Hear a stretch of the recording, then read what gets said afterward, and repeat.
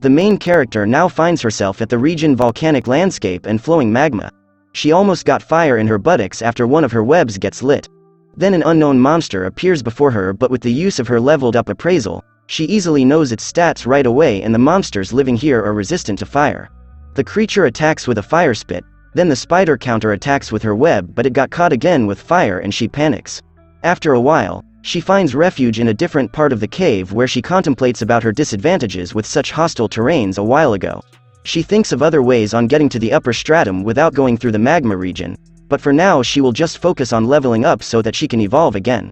And maybe after that she can finally defeat the lava monsters in the middle stratum.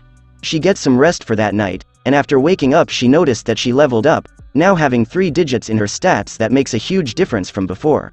My speed stat is crazy high, she says, and maybe I could take on that seahorse monster from yesterday. On top of that, she notices a lot of skills that has been added to her list, that she can distribute her extra skill points if she wanted to. She then looks at it one by one, only gonna choose the right ability that can help her get through the magma region. Later, she pauses with the skill called Pride, and learned that it affects all her stats, boosting them, but in the end she doesn't understand anything at all. She scrolls again on it and pauses with a weird skill name called N%=W. It's actually the sub-skills of Pride, and the digital voice tells her she must spend 100 points to acquire it. She says yes to it, then her proficiency level has risen immediately, as well as other of her skills. Aside from that, she gets to earn as well the Ruler of Pride title, gaining the Abyss magic spell, and lastly the Hades magic. She still doesn't understand everything about it, but as long as her stats leveled up by 100-fold, she is good having the nasty magic spell from hell called Hades. On the other hand, sounds dangerous to her, but it might come in handy later during battles, she says. Scrolling down again her abilities, she reads the Demon Lord skill and wonders what it is. The spider thinks she is in the path of becoming an evil boss someday, but first she must focus on clearing the middle stratum for now. Soon later, she is daydreaming about becoming a magic girl with magical abilities, but is depressed because she doesn't know how to use her magic against those lava monsters so she can pass through it. She then gets hungry and prepares herself to hunt, but suddenly, a shining light appears behind her and almost got hit by a beam of devastating light. It's an earth dragon Kogna that is also hunting for food, and is about to do another beam attack on her direction. She panicked, because she noticed its stats of having 4 digits that is more advanced level than her, so she ran to save her life. The spider is now forced to venture again in the middle stratum. Good thing she already risen up her level of HP recovery and heat resistance to lessen her damage from the heat. Another enemy attacks and throws fireballs at her, and it's from the seahorse monster again. Her speed is so high up now that she easily dodges every single of it, but it's a problem because her webs are useless in this terrain and she can't reach the monster to attack it. Then she noticed that its MP has been depleted already, and after it fires the last of its fireball, the monster uses its feet to walk into the ground. But that same monster is super slow when it comes to chasing her, and takes this opportunity to jump onto it and uses her poison fang to finish it off. She cries while eating it because it tastes like fire, and then another monster appears behind her. This time it's a catfish lava monster that is just passing by, and she chose to ignore it for it has an insane level. And yet another one appears and almost eat her, noticing that it has also some legs just like the seahorse from before.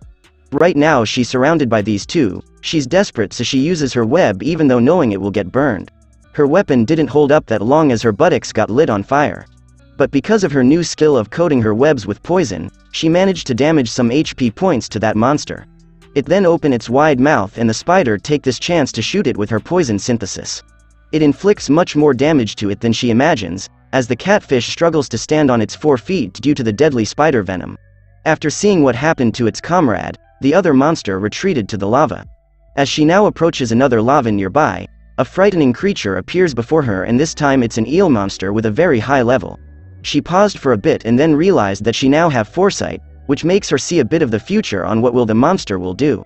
And she's right, the spider manages to know where to go to avoid the barrage of bullet attacks of her enemy. The monster this time is much more faster than the last two. Luckily she has now a foresight to rely on to stay afloat from getting hit. Later she detects the eel and sees that it almost uses half of its MP points. She is now depending again to deplete its magic, so that the enemy will emerge again from the lava. While running, the voice tells her that she levels up again, gaining a new upgrade of her base skills. Then the monster made a sweeping attack and the main character jumps over it. Little did she know it's a tactic so that she can't avoid the raging flamethrower in midair, and yet she manages to disappear before getting hit. She uses her energy conferment skill, which made her escapes, and is now hanging on the ceiling of the cave. She explains, it's an ability where she could make her web fireproof for a short moment, enabling her to hang on to it while being flamed. Later, the eel is now on solid ground and the spider is bravely facing it heads-on while managing to avoid all of its tail swing attacks using her speed. And for the finale, the monster is opening its jaw wide open, planning to eat her while she waits for it and uses this chance to throw her poison venom right into its mouth. It was a success. The eel monster scuffles all over trying to spew the venom out, but it's no use. At the same time, it collapses on the ground. She approaches it, waiting to level up, thinking she defeated a boss monster, but nothing is happening. The monster opens its eyes and sacrificed all its MP points to revive again, having the monster learned a new skill called Life Exchange. She shoots her web to blind it, and then fires a barrage of poison synthesis at it over and over again, until they both collapsed on the ground, having no to little remaining health points. After that, she hears the voice telling her she now advances to level 10, as a glowing light surrounds her body, ascending her to evolve. She manages to bag a ton of new skills as well, and the voice is telling her more options on how she wants to evolve. Oddly enough, she tells it her evolution can manage to wait, but for now she must celebrate, for she just defeated a very formidable opponent that only she can vanquish, and she laughs endlessly. After a while, she is now worried because evolving takes more time and she is vulnerable from attacks during that. I wanted to evolve, she says, but then again she checks what are these options for her. She reads about this Zoa LA, it has high combat skill and she can retain her small size keeping her current speed. Evolving makes her vulnerable from outside predators, so she has a smart idea of getting inside the eel's body to hide herself for a while. Next, she positioned the body of the eel to make a shelter so no enemies can see her during that. Soon after, she emerges from the eel, and out comes a new and improved body of hers that seems to be made out of gold. It then made her hungry and starts peeling off the scales of her food. After a satisfying meal, she checks again on her stats and chooses a new skill called Perseverance, where she can retain 1 HP as long as she has MP points remaining on her. Another skill that she noticed is Heresy Nullification, and after using it, her detection ability are much more focused this time that she can see the whole environment of the Stratum. The party of humans rested for a while in the deep part of the labyrinth, as they chat about their past adventures.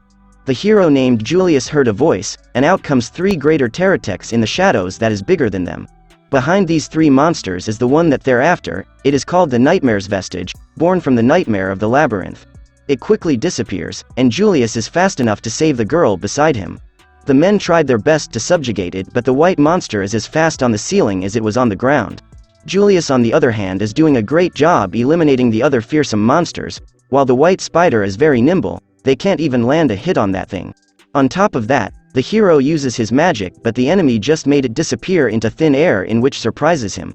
As a desperate move, he uses now his ultimate skill of Light Field, that surrounds the monster with a powerful force. It sneakily counterattacks Julius from behind. But good thing his comrade takes a hold of it, and the hero uses his final magic of Holy Light Beam, bursting directly to its body at the same time finishing it off. Watch this next video. See you on the next one.